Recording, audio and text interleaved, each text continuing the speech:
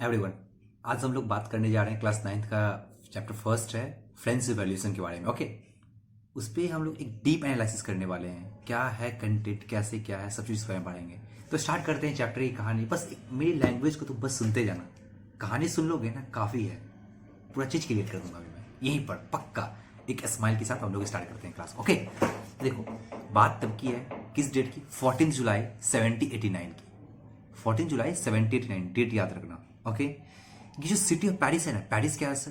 Capital of France अभी के time पे है। वो सिटी ऑफ जो पेरिस है वो एक अलार्म पर था।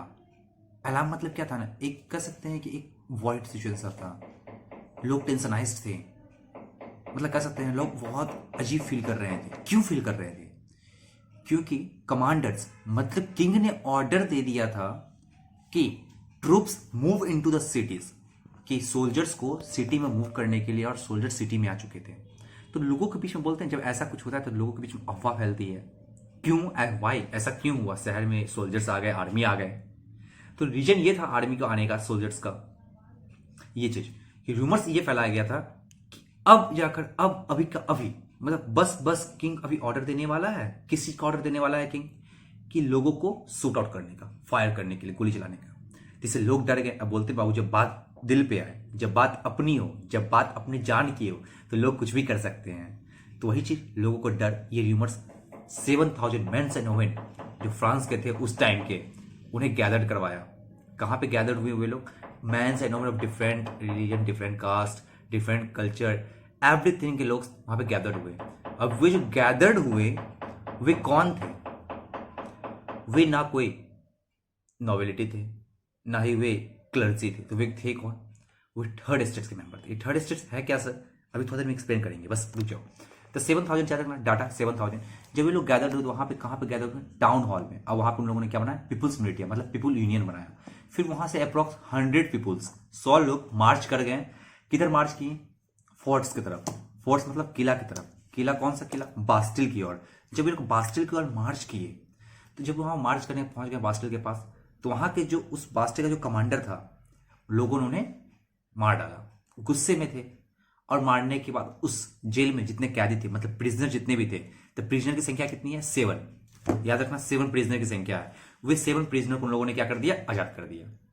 जब वे 7 प्रिजनर आजाद हो गए तो लोगों ने क्या किया? उस किला को गिराने की कोशिश की। क्यों? क्योंकि किंग के लिए गुस्सा थे अपने राजा। कौन अपना राजा अपने जनता पे इतना दुस्साहस कर सकता है? तो लोग भयभीत थे, लोग गुस्सा थे। लोगों ने जल्दी जल्दी उस किले को ध्वस्त कर दिया, मतलब पूरा गिरा दिया। जब लोगों ने उस किला को गिरा दिया तो बात क्या हुई बाबू? तो बात ये आती है कि उस किले की कुछ इमारतें, मतलब कुछ स्टोन्स, कुछ इक्विपमेंट्स, कुछ जो थीम्स थे, उसे लोग कलेक्ट कर कर अपने अपने घर ले गए और उसे सेल किए, और लोग उसे खरीदने की कोशिश किए। क्यों? क्योंकि ये एक हिस्ट्री है। हमारे आने वाले जनरेशन को लोग दिखाएंगे कि क्या था क्या नहीं था, कौन कितना क्रूअल राजा था, उसकी यादें को लोग संभालने के लिए लोग बहुत पैसे में कमाए, अर्न किए इसमें। अब बात आती है, हम लोग सेकेंड टॉपिक पढ़ते हैं, French society during the late 18th century. अब हम लोग इस पे आते हैं। हम लोगों ने फर्स्ट पेज कवर कर लिया। अब सेकंड पेज में क्या है? French society during the late 18th century की बात आती है।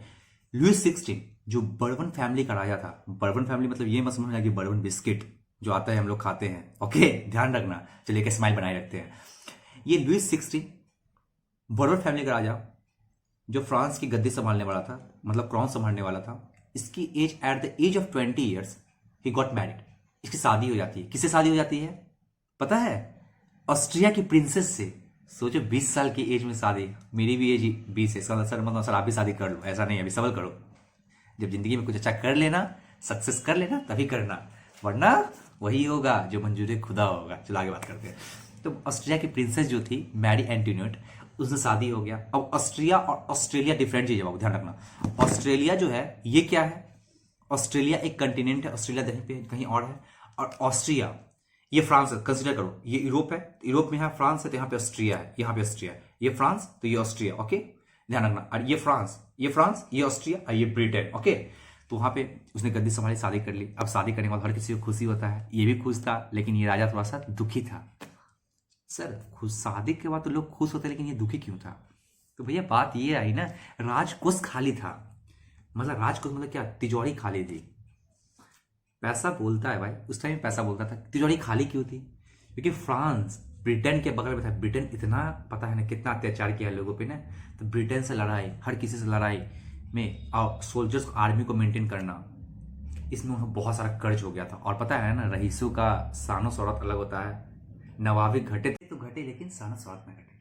तो वही चीज है जिंदगी में लोगों के बीच में। तो कारण क्या? पहला वॉर, सोल्जर्स को मेंटेन करना, फिर एक्स्ट्रा वेजेंट फिजूल खर्च वर्साइल पैलेस को मेंटेन करने में।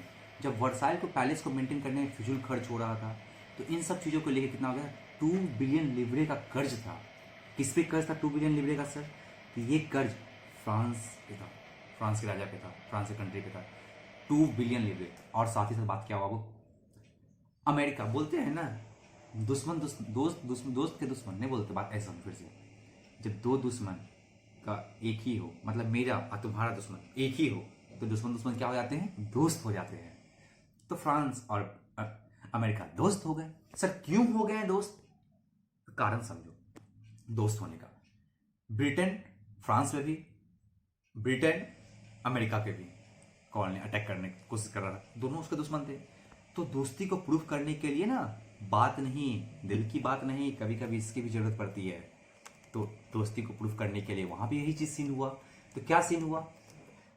फ्रांस ने सपोर्ट किया अमेरिका को 1 बिलियन, तो 1 बिलियन लिवरे का हुआ। और कर्ज बढ़ गया। जब कर्ज बढ़ गया, तो जिसने लेंडर्स ने कर्ज दिया, ये इनसे 10% कर्ज मांग रहे थे। ओके ठीक है सर, 10% कर्ज मांगे, मैंने आपको 10% कर्ज दिया, मैं आपको दूंगा 10% कर्ज। ओके सर 10% कर्ज दीजिए। बट बाबू बात क्या है, 10% कर्ज के बाद, देने के बाद, ये जो 10% कर्ज था ये कहां से देंगे? टैक्स कलेक्ट करेंगे। तो वहां पे फ्रांस की सोसाइटी 3 स्टेट्स में बटी हुई थी। कितने स्टेट्स में? 3 स्टेट्स में। First state, second state, third state, ध्यान रखना। फर्स्ट स्टेट को हम कहते हैं क्लर्जी, सेकेंड स्टेट को कहते हैं हम नोबिलिटी, एंड थर्ड स्टेट को कहते हैं हम common people. First state clergy में कौन आता है? One who work under the church, जो चर्च में काम करते हैं, जैसे पादरी हो गए, जो फादर हो गए, या जो चर्च में काम करते हैं। पॉप नहीं बोलते हैं इंग्लिश में, पापा को क्या बोलते हैं? पॉप, तो वही पॉप। आगे बात करते हैं नोबिलिटी में आओ, तो नोबिलिटी में कौन हो गए? रिलेटिव ऑफ किंग्स, किंग्स के रिश्तेदार, राजा के रिश्तेदार। थर्ड स्टेट में कॉमन पीपल में क्या? पीजेंट्स, फार्मर, आर्टिसियन, ये जो आ गए बिजनेसमैन, स्मॉल स्केल बिजनेसमैन, ये लोग किसमें आ गए? थर्ड स्टेट्स में आ गए। ओके, तो सारा कर्ज, टैक्स सिर्फ थर्ड स्टेट को पे करना था। अब सोचो बाबू, जो एक गरीब इंसान कितना दे पाएगा कर्ज? तुम उसकी जान ही ले लोगे ना, और क्या कर सकते हो? क्या था कि फर्स्ट स्टेट सेकेंड स्टेट को मुआवजा कर देना कि हम दोनों कर्ज नहीं देंगे, सिर्फ थर्ड स्टेट को पे करना है। तो ये गलत चीज है भैया, जिंदगी में हर जगह गलत किया। तो 2 तरह के टैक्स वहां पे होते थे। कैसे 2 तरह के टैक्स होते थे? एक टीथिस और एक टैली। टीथिस क्या होता है? वे टैक्स होता है जो चर्च में पे करना पड़ता है। आज वाला टाइम होता है ना, गांव में देखोगे कि अगर कुछ अनाज हो रहा है तो अनाज का कुछ हिस्सा मंदिर में जाता है, ठाकुरबाड़ी में जाता है। तो सेम ऐसे सिचुएशन वहां पे भी था कि आपका जो अनाज हुआ है, ग्रेन हुआ है, क्रॉप्स हुआ, उसका 1/10 पार्ट्स आपको चर्च में देना है। और एक गवर्नमेंट पेइंग टैक्स था, मतलब राजा को पे करना था, उसका नाम क्या है? टैली। तो टीथिस टैली 2 तरह के टैक्स थे। ये टैक्स लोग पे करते थे, लोगों को बहुत दिक्कत होता था।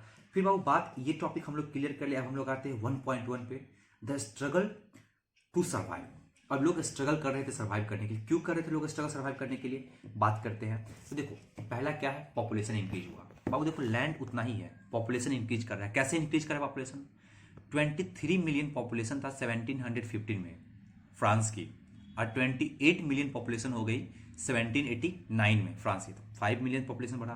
वे 5 मिलियन पॉपुलेशन करेंगे क्या? उनका बर्थडे आएगा, पार्टी होगा, भंडारा होगा, तो फूड जाएगा कहाँ? फूड वेस्ट होगा। लैंड तो उतना ही है ना, क्रॉप्स कम ज़्यादा नहीं उगा सकते हैं ना, तो क्रॉप्स उतना ही हो गया, कहाँ से उनका डिमांड फुलफिल करेंगे? ऊपर से वहाँ पे पैंडेमिक आ गई, लोगों को और दिक्कत होने लगा, तो लोग कहाँ से कर पाएंगे क्या चीज़? फिर लोगों का वेज, जो पर डे इनकम था, कुछ काम करते थे जो थर्ड स्टेट पीपल, उनका वेज फिक्स था।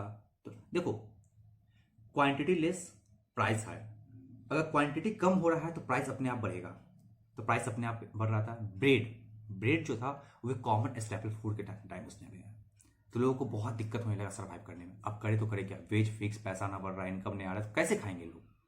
तो लोग उस पर हंगामा करने लगे, लोग उस पर क्रूजल होने लगे कि करे तो करे क्या हम लोग। फिर ये टॉपिक था हम लोग का, यहाँ पे इसी को एक्सप्लेन करते हैं सब्सटेंसेस क्राइसिस पे। किस पे? सब्सटेंसेस क्राइसिस पे बात करते हैं इसका। ओके।